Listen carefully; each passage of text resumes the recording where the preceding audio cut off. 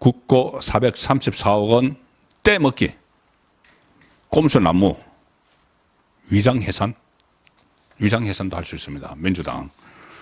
자, 1심에서 선거법 경우입니다. 선거법에서 1심에 벌금 100만 원 이상이 나오면은 이재명은 뭐 날아가는 거는 말할 것도 없고 모든 것을 잃게 되는데 이게 2심, 3심이 굉장히 빠르게 진행이 될 분위기입니다. 지금 선거법이. 왜 그러냐면은 원래 1심 6개월에 해야 되는데 2년 동안 끌었죠. 그랬더니 김명수 대법원장 체제부터 그렇게 되었지만 지금 조희대 대법원장 체제에서는 계속 재판, 신속 재판을 독려를 하고 그 모델로 이번에 이 22대 총선 때 이렇게 선거법으로 기소된 사람들이 한 30명, 한 20명 정도 됩니다. 거기에 대해서 633 원칙을 지켜라. 6개월, 3개월, 3개월.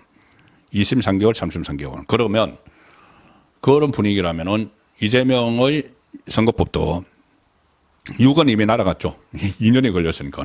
6원 그냥 24개월, 25개월이 돼버렸으니까. 그런데 나머지 2심 3개월, 3심 3개월은 지켜집니다. 그러면은, 이번 주 모레 1심이 나오면은, 늦은 봄쯤에는 딱 확정 판결이 되죠. 이재명은 벌금 100만 원 이상의 모든 것이 날아가고, 대표직 날아가고, 국회의원직 날아가고, 피선거권 떨어지고. 자, 민주당의 대선 때 보존받은 434억 원이 떨어집니다. 민주당이 대법원 확정 판결 나는 그 순간부터 434억 원 국고에서, 그러니까 우리 세금으로 434억 원이 뭐냐면은 그 3억 원은 대선을 할 때 이 기탁금을 내죠. 대선 후보 기탁금 3억 원. 그리고 431억 원은 자기들이 지난번 이재명이 후보로 나가서 윤석열 후보와 맞붙었던 그 대선에서 우리 431억 원 썼어요. 이렇게 신고를 한 겁니다. 그러면은 전체 득표가 15% 이상이면은 선거 때 선거를 다 굳고 우리 세금으로 보존을 해주죠. 그 보존을 받은 게 431억 원. 그 다음에 그 기탁금 낸 거, 기탁금도 다 돌려줍니다. 15% 이상 받으면. 그래서 434억 원인데 이게 선거에서 부정이 있었기 때문에 그 부정이 있었던 선거 결과에 상관없이 부정이 있었던 선거에 우리 돈으로 해줄 수는 없는 거죠. 그래서 그것을 다시 토해내야 되는 상황이 되는 겁니다. 자, 그런데 지금 국민의힘에서 보면은 좀 이런 부분에 대해서 좀 발빠르게 움직이는 그런 측면이 있습니다. 오늘 주진우 의원이 이 문제에 대해서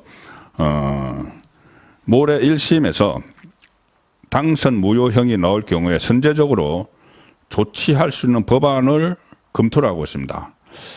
최종심에서 당선 무효형이 확정이 되면 민주당이 434억 원 전액을 반환해야 되는데 이 관련해서 입법 조치를 준비를 하고 있습니다. 그 전에 이것을 국회에서 국정감사에서 이 434억 원을 환수를 실제로 하는지 그 부분을 국민의힘 조원희 의원이 물어봤습니다. 조원희 의원이 행안위 간사죠.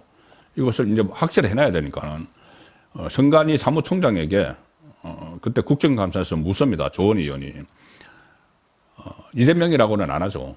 직접적으로는 안 하고 당선 무효형에 처하면 대선 때 지급된 선거보전금 당연히 반납해야 되는 거죠.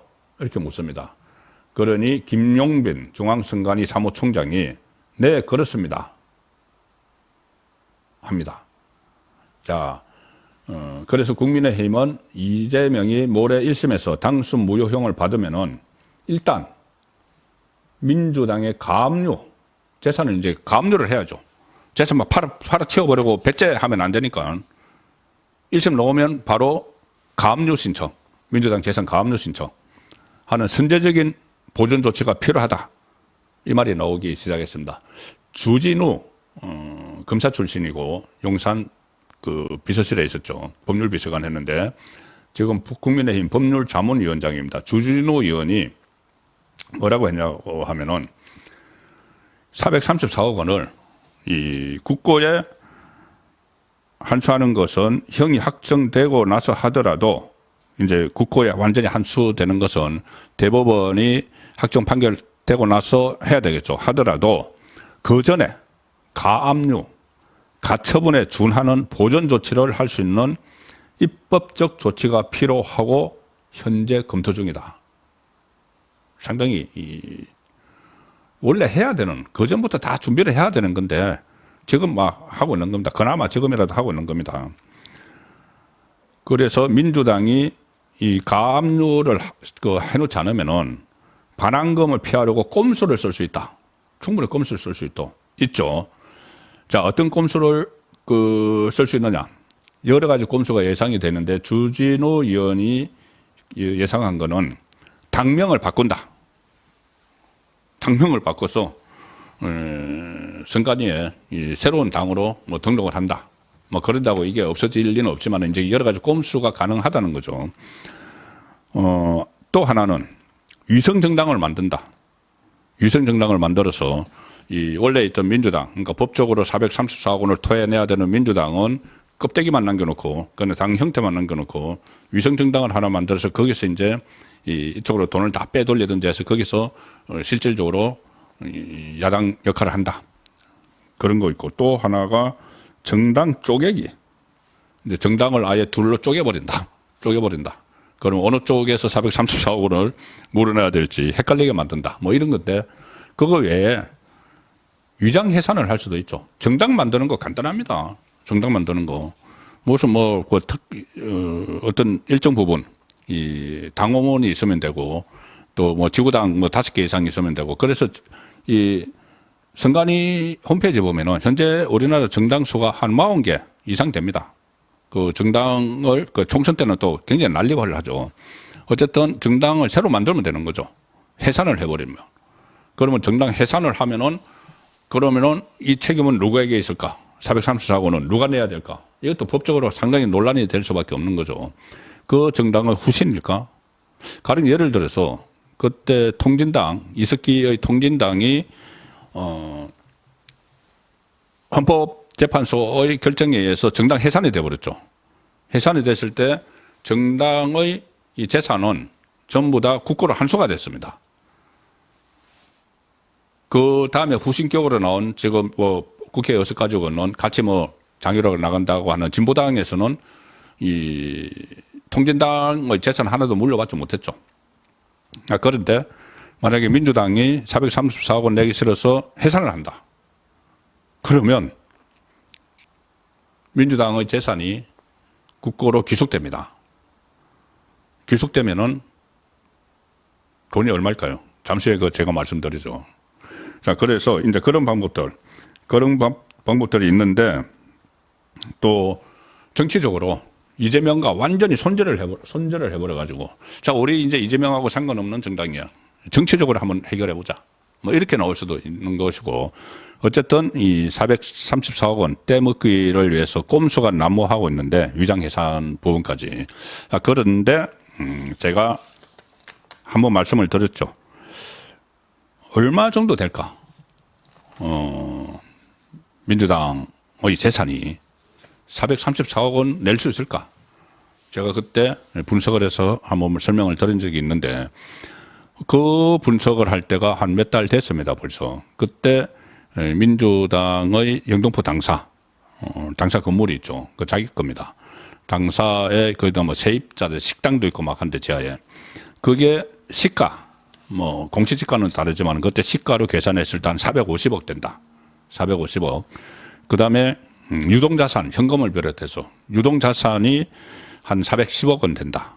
그래서 그때도 제가 말씀드리기로 434억 물어낼 수 있어.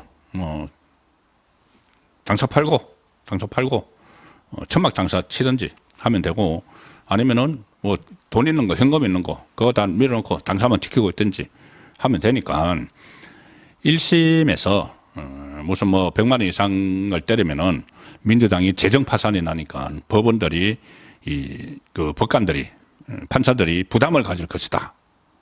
그 이야기를 윤상현 의원이 했죠. 그래서 윤상현 의원이 엄청난 비판을 받고 있는데, 이 434억 원 부담 때문에 1심 법원에서 아마 100만 원에 못 미치는 80만 원을 때릴 거다. 윤상현 그렇게 이야기해서 비난을 받고 있습니다. 그런데 그런 걱정까지 해줄 필요가 없다는 거죠. 재산 절반 자기들이 잘못했어. 우리 국민 세금을 가져갔기 때문에 가져간 국민 세금을 반납을 하는 게 맞죠. 자, 그러면 지금 재산이 얼마쯤 있을까? 이 정당의 재산은 특히 유동재산은 계속 변합니다. 왜냐하면 선거 때 확 썼다가 그 다음에 국고보조금을 보전을 받기도 하고 아니면 또 정당에 국고보조금이 또 나가죠. 우리 세금으로 다 나갑니다. 정당의 보조금, 국회의원 의석수에 따라서 현금이 막 100억씩 막 이렇게 막 왔다 갔다 하니까 그때 제가 말씀드렸을 때하고 지금 다를 수가 있습니다. 근데 그 다른 게 나왔습니다. 뭐냐면 건물 이 당사야 지금 뭐 시세가 약간 변했는지 모르지만 한 450억 되는 거죠.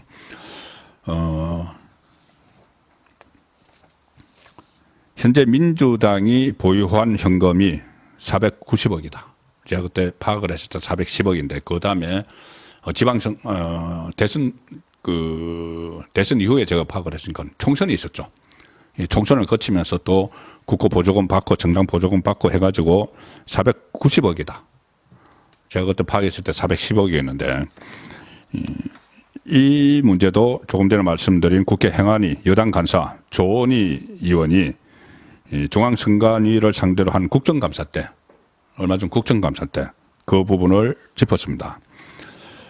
민주당은 지난해 2월 남은 금액이 지난해 이제 쓰고 남은 금액이 월말에 170억 원이 있었는데 올해 상반기 2월액이 300원이 있더라. 다 이제 자료가 나와 있죠. 그래서 다 합하면은 490억 원의 현금을 보유하고 있다. 434억 원 그중에서 내면 됩니다. 그리고 우리 세금이니까 내면 되고 그다음에 자기들도 뭐 앞으로 또 선거 있을 때 아니면은 당비를 걷든지 당비 걷으면 되죠. 당비고 국회의원들에게 다 434억 원 하면은 국회의원들이 자기들이 한 170명 되니까는 뭐 1인당 한 2, 3억 내야 되나요? 뭐 어쨌든 자기들끼리 해도 되고 아니면은 당에 쌓아둔 490억 원 그거 가지고 내면 되는 겁니다. 그걸 윤상현 의원이 걱정할 필요가 없는 거죠. 왜 그걸 걱정을 합니까? 법원도 그걸 알아야 됩니다. 법원도 판결을 하면서 이거 내가 100만 원 이상 하면은 민주당이 재정 파산이 날 텐데 아니죠. 현금 490억 원이 있습니다. 그리고 건물 450억짜리 건물이고 이 조원희 의원도 그 이야기를 했네요. 서울 여의도 당사의 가치도 400억 원으로 추정된다. 400억 원. 제가 그때 할 때는 450억 정도 됐는데 어쨌든 뭐 400억 원으로 추정되고 현금이 490억 원이다. 이재명이 당선 무효형에 처하면 대선 당시 지급된 선거보조금을 당연히 반납을 해야 한다. 조금 전에 말씀을 들었죠. 당연히 반납을 해야 되고 그것을 국회에서 선관위 사무처장이 확인을 했습니다. 당연히 반납을 해야 된다는 것이 확인이 됐고 이 돈 문제 하니까 또 하나 제가 좀 말씀을 드리고 싶은 부분이 있는데 뭐냐면은 검찰 특활비 이 민주당이 이번에 다 삭감을 했죠. 삭감을 한 이유가 그러니까 실제 이유는 이재명을 수사한 검찰에 대해서 군기잡기지만은 자료를 내놓지 않는다. 특활비 자료는 원래 안 내놓죠. 자료를 내놓지 않는다. 그래서 삭감을 했는데 자 문재인 정부 때 지금 언론사에서 문재인 정부 때는 어땠는지를 파악을 하고 있는데 이번에 박균택 이 사람도 제가 조금 전에 말씀드렸다시피 검사장 출신인데 이 자기 후배 검사들을 사건 조작하는 검사로 막 몰아치고 있는 그 박균택이죠. 대장동 변호사. 박균택이 검찰 자기가 몸담았던 검찰의 예산을 삭감을 하면서 의혹이 있는 예산에 대해서 좀 설명을 하라. 기회를 줬는데 왜 자료 제출을 끝까지 안 했느냐. 자료 제출을 안 했기 때문에 어디 썼다고 자료 제출을 안 했기 때문에 삭감을 한 거다. 이렇게 이야기했죠. 그런데 그 박균택이 문재인 정부 때 뭘 했냐면은 법무부 검찰국장이었습니다. 이 특활비하고 예산을 다 담당하는 데죠. 얼마 전에 이 예산을 삭감해버리니까 법무부 검찰과장이 사표를 내버렸죠. 그 위에 있는 법무부 검찰국장이었습니다. 박균택은 문재인 정부 때. 지금은 이번에 검찰 자기 후배 검사들이 쓰는 특활비를 없애버리는 데 앞장섰던 박균택이 그때는 특활비를 문재인 정부 때는 특활비를 담당하는 검찰국장이었는데 그때 본인이 한 이야기가 참